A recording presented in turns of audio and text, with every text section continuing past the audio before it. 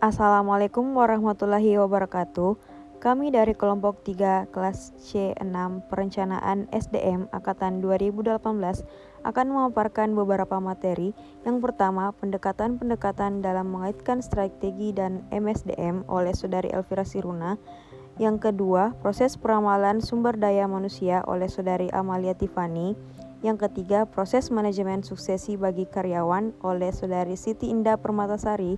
Dan yang keempat, analisis jabatan oleh Saudari Sri Febian Nisa. Perkenalkan, saya Elvira Siruna. Saya akan menjelaskan mengenai pendekatan-pendekatan dalam mengaitkan strategi dan MSDM. Baik, yang pertama ialah pentingnya perencanaan SDM. Ada beberapa hal yang harus diketahui mengenai pentingnya perencanaan SDM, yaitu yang pertama, kebutuhan tenaga kerja masa depan. Yang kedua, mengatasi perubahan jangka panjang atau pendek. Yang ketiga, perekrutan personal yang berkompeten. Yang keempat, pengembangan sumber daya manusia. Yang kelima, pemanfaatan sumber daya manusia yang tepat. Yang keenam, pengurangan ketidakpastian. Dan selanjutnya yang akan saya jelaskan ialah mengidentifikasi risiko bagi organisasi yang tidak melakukan perencanaan. Yang pertama, efektivitas dan efisiensi menurun drastis. Apabila struktur organisasi dan penempatan anggota tidak jelas, organisasi tersebut tidak akan memberikan performa yang efektif dan efisien. Yang kedua, tidak ada struktur organisasi yang jelas. Adanya suatu chain of command yang jelas akan sangat berpengaruh terhadap kesuksesan suatu organisasi. Yang ketiga, kesejahteraan anggota akan terganggu. Pada umumnya, MSDM akan berhubungan langsung dan bertanggung jawab terhadap pemberian gaji dan lain-lain untuk anggotanya. Yang keempat, sistem pengelolaan masalah yang kacau. Dengan adanya perekrutan anggota baru, datangnya risiko-risiko yang baru yang harus ditanggung oleh MSDM. Risiko tersebut dapat berupa perbedaan pendapat hingga kecelakaan kerja. Yang terakhir yaitu model perencanaan MSDM yang strategis. Model perencanaan SDM menurut Andrew Sukela menggambarkan model perencanaan SDM mencakup 5 komponen yang terkait satu sama lain, yaitu yang pertama hire objective, yang kedua organization planning, yang ketiga hire auditing, yang keempat hire forecasting, yang kelima action plan hire program. Saya Amalia Tiffany, saya akan menjelaskan materi mengenai proses peramalan manajemen sumber daya manusia.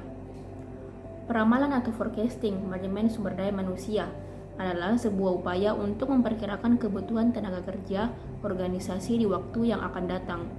Peramalan atau forecasting menggunakan informasi masa lalu dan saat ini untuk mengidentifikasi kondisi masa depan yang diharapkan. Proyeksi untuk masa yang akan datang tentu saja ada unsur ketidaktepatan. Biasanya, orang yang berpengalaman mampu meramal cukup akurat terhadap benefit organisasi dalam rencana jangka panjang. Pendekatan-pendekatan untuk meramal SDM dapat dimulai dari perkiraan terbaik dari para manajer sampai pada simulasi komputer yang rumit. Asumsi yang sederhana mungkin cukup untuk jarak tertentu, tetapi jarak yang cukup rumit akan diperlukan untuk yang lain. Tujuan peramalan antara lain: 1. Meramalkan kebutuhan dan persediaan tenaga kerja yang ada. Yang kedua, meramalkan kemajuan perusahaan dan teknologi sehingga harus dilaksanakan pelatihan dengan kurikulum yang tepat. Yang ketiga, meramalkan kemajuan pendidikan dan peningkatan kemampuan SDM. Yang keempat, meramalkan kebutuhan akan jenis-jenis kecakapan yang berlainan dan jenis SDM pria maupun wanita pada masa yang akan datang. Yang kelima, meramalkan kebijaksanaan perburuhan pemerintah seperti usia UMR dan jam kerja. Saya Siti Indah Permatasari akan menjelaskan tentang manajemen suksesi bagi karyawan. Yang pertama, saya akan menjelaskan apa itu manajemen suksesi. Manajemen suksesi adalah strategi dan rencana yang dibuat oleh pemilik perusahaan untuk mengembangkan segala potensi, talenta, dan kemampuan yang dimiliki oleh karyawan-karyawannya untuk mendapatkan calon pemimpin yang terbaik untuk perusahaan di masa depan. Ada beberapa prinsip dalam pelaksanaan suksesi manajemen, di antaranya yang pertama transparansi, akuntabilitas, keadilan, dan kemandirian. Terdapat 5 langkah yang dapat dijadikan panduan untuk aktivitas perencanaan suksesi, yaitu yang pertama mengidentifikasi posisi penting, yang kedua mengidentifikasi kompetensi, yang ketiga mengidentifikasi dan menilai kandidat, yang keempat melakukan perencanaan pembelanjaan dan pengembangan, dan yang kelima mengimplementasi dan mengevaluasi. Terdapat 7 cara perencanaan suksesi yang efisien. Yang pertama, cari tahu siapa yang akan menjadi bintang, sejajarkan rencana suksesi dengan nilai-nilai inti perusahaan. Yang ketiga, biarkan rencana suksesi membantu mengisi kesenjangan. Yang keempat, melibatkan orang sebanyak mungkin. Yang kelima, tentukan peran. Yang keenam, lihatlah usia pekerja, dan yang ketujuh, review. Ada beberapa manfaat manajemen suksesi bagi karyawan maupun bagi perusahaan. Yang pertama, menaikkan tingkat retensi karyawan. Yang kedua, menurunkan biaya rekrutmen. Yang ketiga, mengoptimalkan performa kerja. Yang keempat, mengidentifikasi sosok leader di masa depan. Dan yang kelima, program training dan development lebih terarah.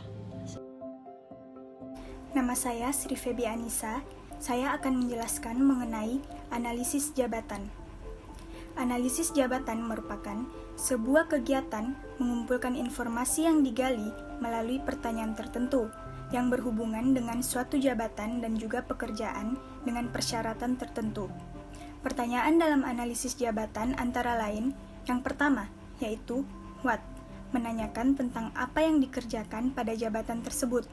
Yang kedua, how, menjelaskan terkait dengan informasi tentang bagaimana mengerjakan pekerjaan dalam jabatan tersebut. Yang ketiga, why, menjelaskan tentang mengapa pekerjaan dalam jabatan tersebut dilakukan. Dan yang terakhir, skill involved, yaitu kecakapan atau keterampilan apakah yang diperlukan untuk melakukan pekerjaan tersebut. Selanjutnya, deskripsi jabatan adalah uraian yang mencakup pekerjaan dasar suatu jabatan, yang termasuk tugas, wewenang, tanggung jawab, dan informasi-informasi penting lainnya yang melekat pada jabatan tersebut.